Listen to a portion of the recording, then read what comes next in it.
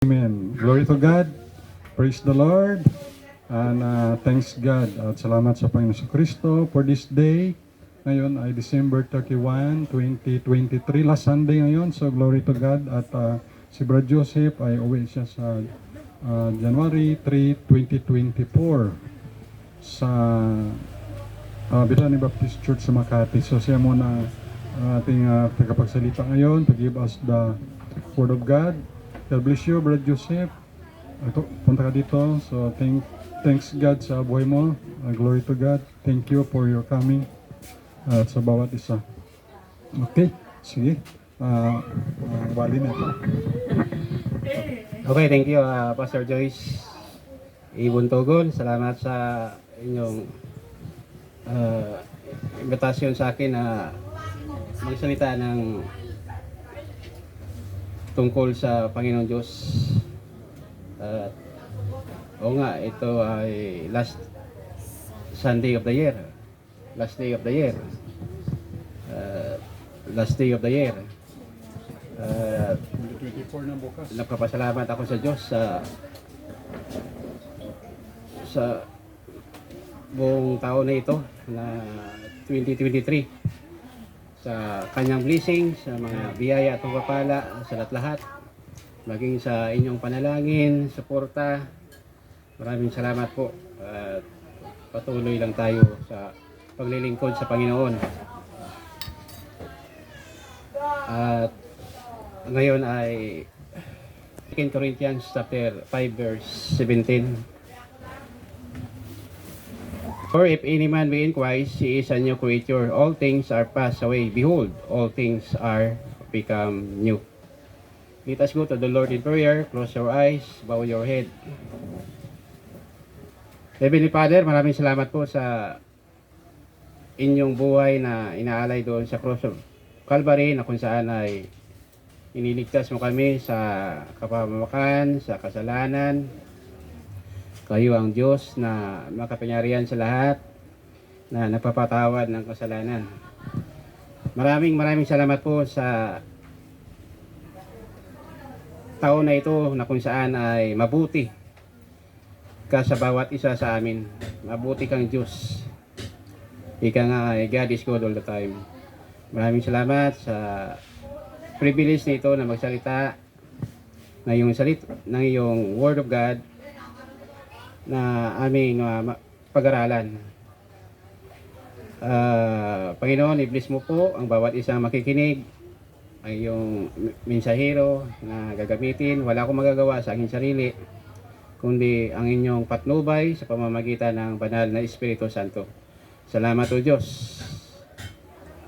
sa lahat-lahat. Itong panalangin namin sa matamis na pangalan ng aming Panginoon at tagapagligtas na si Jesucristo. Amen and amen. Our title is noon. Tanghalian na. Mabilis lang tayo. Bagong taon, dapat magbagong buhay na. Bagong taon, dapat magbagong buhay na. Sa nabasa nating Bible text kanina, sa 2 Corinthians chapter 5 verse 17, therefore if any man be in Christ, he is a new creature. All things are passed away. Behold, all things are become new. Kung sa Tagalog, ang sabi, kung kaya't nakipag-isa na kay Kristo ang isang tao, isa na siyang bagong nilalang. Wala na ang dating niyang pagkatao, sa halip ito'y napalitan na ng bago. Maliwanag ang salita ng Diyos na kung saan ay kapag ikaw pinagsisihan mo ang iyong sarili, ang iyong mga kasalanan sa sarili, pagkatapos ng pagsisi ng mga anumang mga kasalanan, maliit o malaki man, and then sumampalataya ka sa Panginoon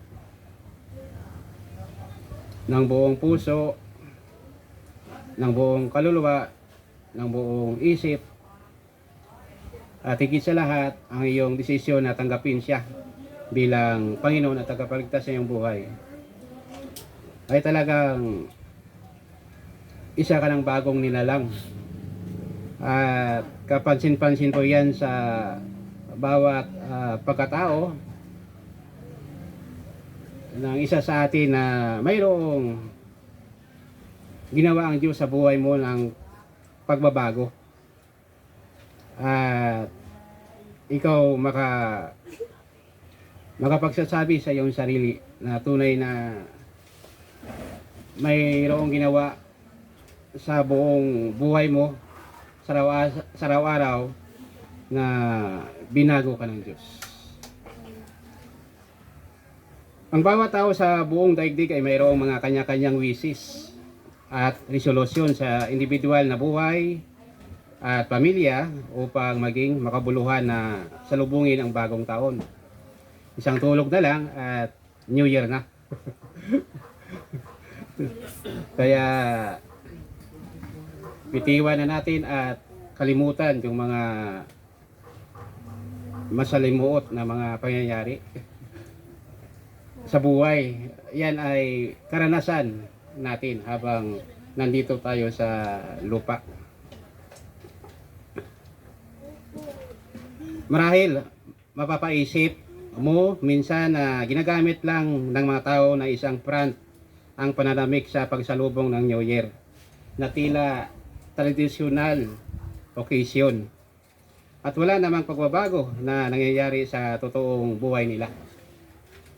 Kaya mapalad tayo na tayo ay sumasampalataya sa Panginoong Diyos at nagpapatuloy sa kanyang gawain, sa kanyang salita, sa panalangin, sa pagsamba sa kanya sa Espiritu at sa katotohanan.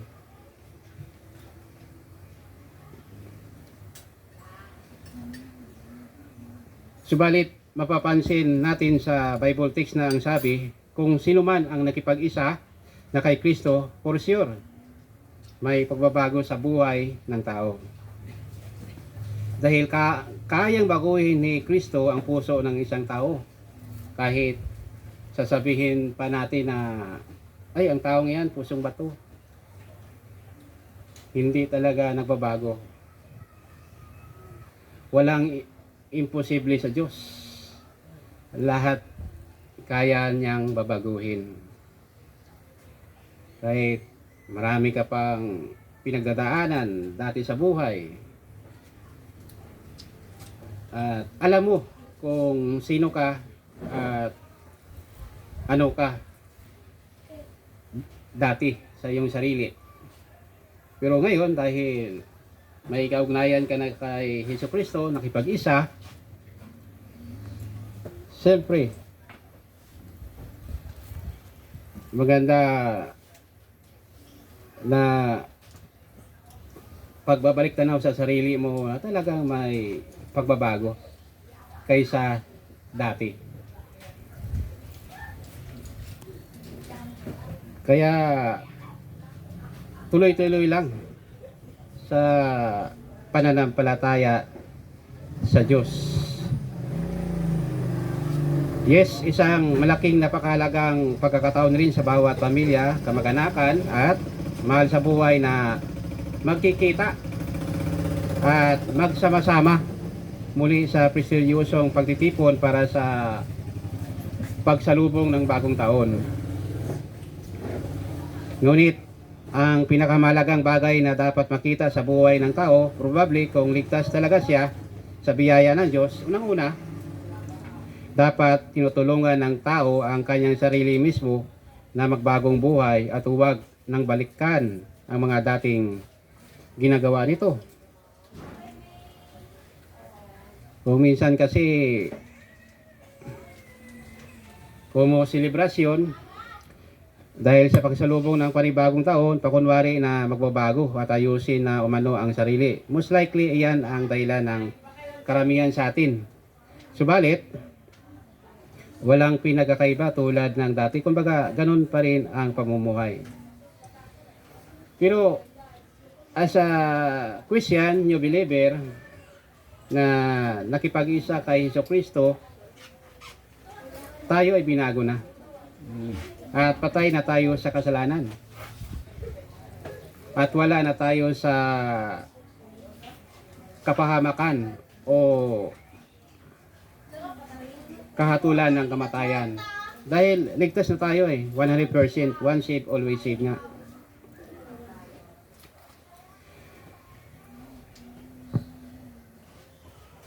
Sa mga totoong tao na nagsisi ng kanilang mga kasalanan, sumampalataya at tumanggap sa Panginoong Jesucristo, tiyak sa mga taong iyon na ang sabi ng Biblia, isa na siyang bagong nilalang. Therefore, if any man be in Christ, he is a new creature. All things are passed away. Behold, all things are become new. Amazing, isn't it? Maganda talaga yung isinulat na epistle ni Apostol Pablo. At ito ay para sa lahat.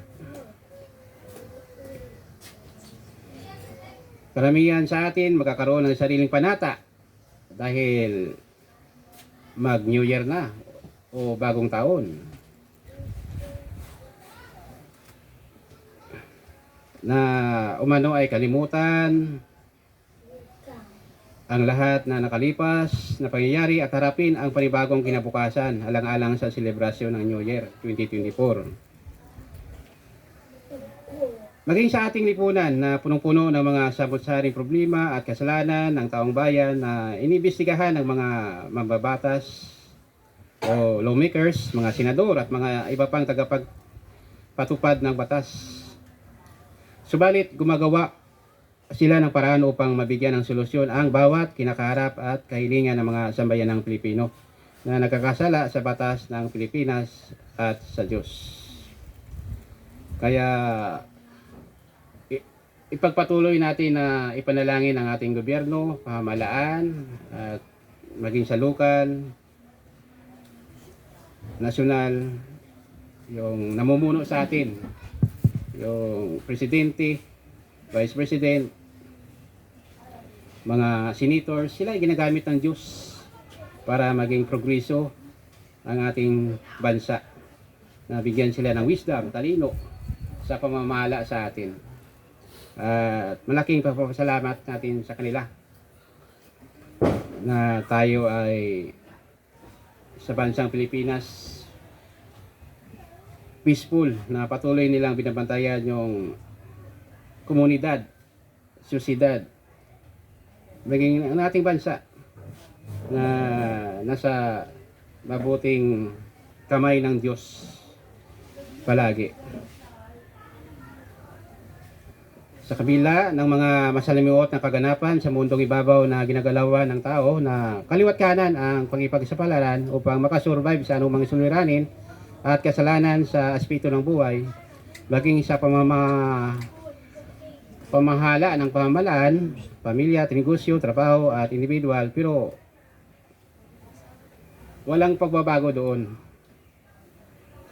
Kaya huwag na nating dagdagan o gatungan pa. Dapat tayo ay kakaiba sa kanila na mayroong pagbabago sa puso, sa sarili at sa ating pamumuhay na makita si Jesucristo. Isipin natin, tao lamang tayo na nagkakamali. Bumabago ang isip, hindi perpekto at likas na makasalanan. Subalit, ang Diyos ay hindi nagbabago sa pagmamahal sa ating lahat. Nawa, magpatawaran ang bawat isa at isinasabuhay ang sabi ng Biblia na forgive and forget. Kumbaga, move on o magpatuloy para sa panibagong taon na landasin at bitiwan na ang mga kasalanan na nagpapabigat sa iyong buhay na pasakit sa damdamin. Tandaan natin ang katotohanan ng sabi ng banal na kasulatan sa mga taong nagbago ng pamumuhay mula sa kadiliman hanggang sa liwanag ay wala na ang dati niyang pagkatao. Sa halip, ito ay napalitan na ng bago. Mapapansin natin kapag inilalapit at inusuko ang buhay sa kapakanan ng kaluluwa para sa Panginoong Jesucristo bilang Panginoon tagapagligtas ng tao o o ng mga makasalanan may naidulot na kapahingahan at tunay na mayroong pagbabago sa buhay. I hope and pray na naka-learn something tayo sa ating pag-aaral ngayon ng salita ng Diyos. Maraming salamat sa inyong pakikinig at maligayang bagong taon sa bawat isa sa atin. Let us go to the Lord in prayer. Close your eyes, bow your head. Maraming salamat o Diyos sa inyong kapangyarihan na ipagkaloob sa bawat isa sa amin, na pagbutihan pa namin ang aming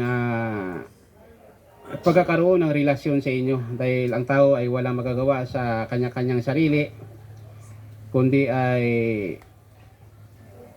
humingi ng tulong, gabay at patnubay na nagmumula sa inyo, ang wisdom, talino na kinakailangan ng tao sa bawat buhay. Salamat Panginoon sa ginawa mo sa buhay namin sa buong taon. Ito ay lubos naming ipinagpapasalamat.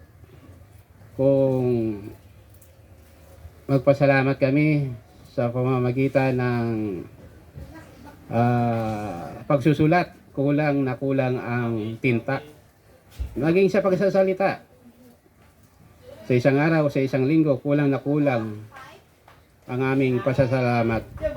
Subalit, naunawaan mo kami, Panginoon, na kami ay hindi perpekto, may pagkukulang sa sarili, at naintindihan mo ang bawat isa sa amin. Dahil kayo ang Diyos na dakila sa lahat at makapangyarihan. Maraming salamat sa overflow blessing na ipinagkaloob mo, ibinigay mo, ibinadama mo sa bawat isa sa amin. Unang-una, ang kaligtasan na mayroon kami ngayon, na kami ay lubusang nagpupurit, nagpapasalamat sa inyo, yung dakilang pangalan o Diyos. Salamat po sa lahat-lahat. Maraming salamat sa lokal na simbahan ito na nagpapatuloy sa inyo. Pagpalain mo po ang aming pastors, Pastor Joyce Elias Buntogon, maging ang kanyang pamilya at ang mga miyembro dito na magpatuloy sa iyong salita, sa pananampalataya, sa panalangin, sa pagbibigay ng papurit, pasasalamat sa inyo sa ginawa mo sa bawat isa sa amin. Salamat o Diyos, itong panalangin na may papuri at lubusang pagpapasalamat sa matamis sa pangalan ng aming Panginoong Tagapagligtas na si Jesucristo. Amen and amen. Pastor Joyce. Amen. Praise the Lord. Thank you, Brad Joseph, at salamat sa Panginoon sa buhay mo, at buti siya nakagraduate na siya sa Bethany Baptist Church. Ano pangalan ng Bible College niyo? Bethany Bible College. Yan. Nag-graduate siya ng graduate in theology. Eskwela ka pa ng major in mission.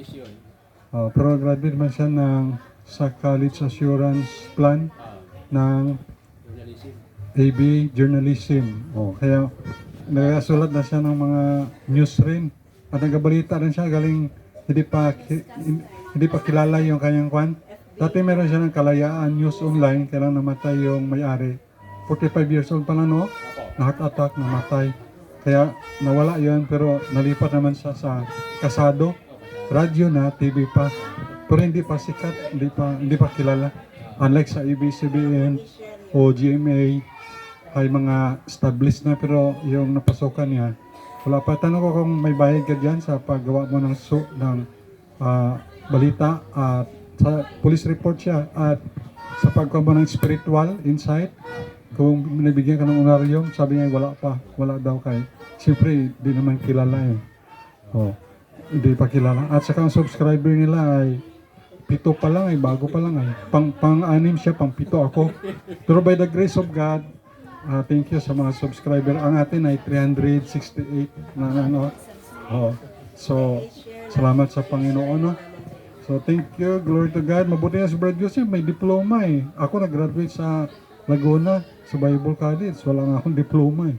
Pero si Joseph may diploma siya. Pero never mind, di naman importante yung diploma. Importante ay nagpatuloy sa gawain ng Panginoon by the grace of God. O kung may diploma ka, pero wala ka man sa gawain ay wala namang silbi ang diploma. Importante, kahit what diploma, basta napapatuloy sa biyaya ng Panginoon. At tayo mag-close sa prayer.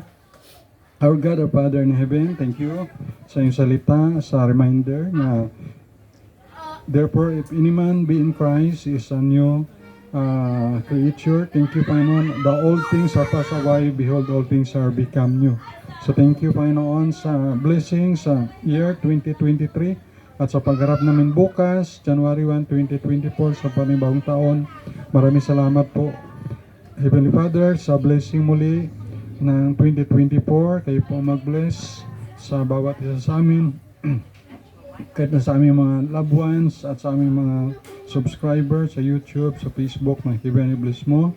At ganoon ang buhay ni Nayadi ng Mili, Sister Pen, Sister Munit, si Linlin, si Papaw, si Jomar, si Petit, si Asia, si Edgar, si Bong, si Angging Hana, si JJ, si Dino, Denberdro, si G.A., Nila, may si Rylan Kent, si Kertong, si Kurt, Ricky J, John Lister, si Ninya, si Colin, si Alia, si Warlin, ganoon o Diyos, si Remy, si RJ, doon sa Manila, sa Pasig, at si Sister Ami sa Palawan, kanilang dalawang anak, mister niya, papalaan niyo maging maayos Panginoon ang kalagayan nila.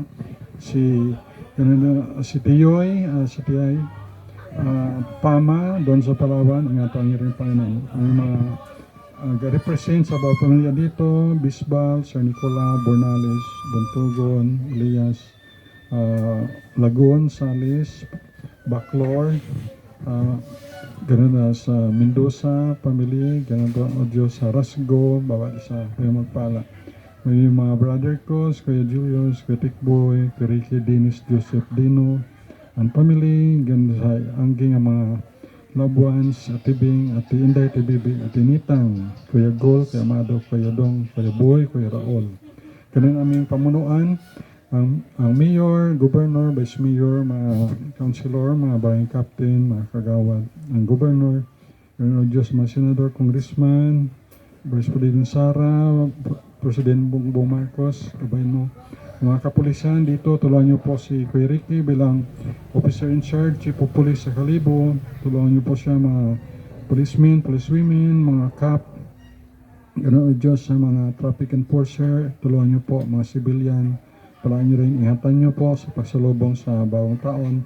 Harigit sa lahat, ang mga missionary, evangelist, pastor, mga naglilingkod siya ng tapat Panginoon, ingatan niyo po, tulungan, gabayan, at marami pa pong mga kilala kay Jesus Christ, their Lord and Savior. Palaan niyo po ang mga OFW, mga seafarer, ganun o Diyos sa mga ganun o Diyos ang nagtrabaho sa gobyerno, kahit sa mga teachers, tulong ni Sister Harmonia, kay si Sir Dennis, bawat mga teacher, gabay niyo po paano.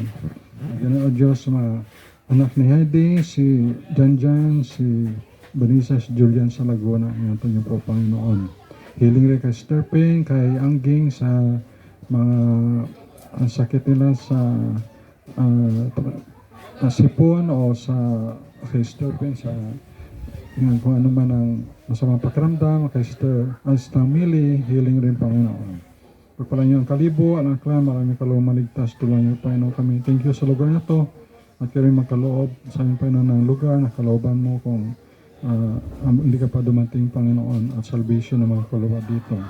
Salamat kay Brad Joseph, ingatan niyo sa safe travel, January 3, pabalik sa Maynila. Panginoon, gabay niyo po siya. Ganun si Pastor Yuli, Pastor Jess, Pastor Dan, Pastor Jen, Pastor Nabli, Pastor Floripel, Pastor Errol, at bawat mga kapastoran na tapat sa inyo. Tulungan niyo rin Pastor Wilbert, Pastor Jude, Panginoon, Pastor Jobert, at iba pang mga kapastoran na hindi ko nabanggit. Kayo po mag-bless at mag-ingat. Salamat po at aming mga kababayan, mga Pilipino, at gano'n mga tao all over the world, mga Hindu, Muslim, Buddhist, Atheist, at so quote-unquote Christian na sila rin ay makakilala kay Jesus Christ, mag-believe and repent of their sins and receive Jesus Christ by faith as their Lord and Savior. Sa lahat ng glory, honor, and power. Thank you, Ama. I-bless mo na yung mga YouTube subscriber na umabot pa po ng more than 1,000 subscribers sa YouTube, Christ Baptist Mission Church. Sa Facebook friends, i-bless mo rin. I pray for the salvation. I pray ang bawat isa na nandito ay mga hindi nabanggit man, bawat represent ng family, kayo ang mag-ingat, magbigay ng mahabang buhay sa darating na 2024. Maging blessed, happy, New Year. Sa mga problema, pagsubok, tulungan niyo po kong Panginoon. Ito ay malampasan namin at kayo mabigay sa amin ng tagumpay. At sa aming sarili, wala kaming magagawa. Thank you for with God, all things are possible. Thank you for loving us. We love you. Bless mo na aming offering, giving, at ang pagkain physically. Pagpalaan niyo rin, Panginoon. Bless mo rin Thanksgiving Day sa Aklan Baptist Church ngayon.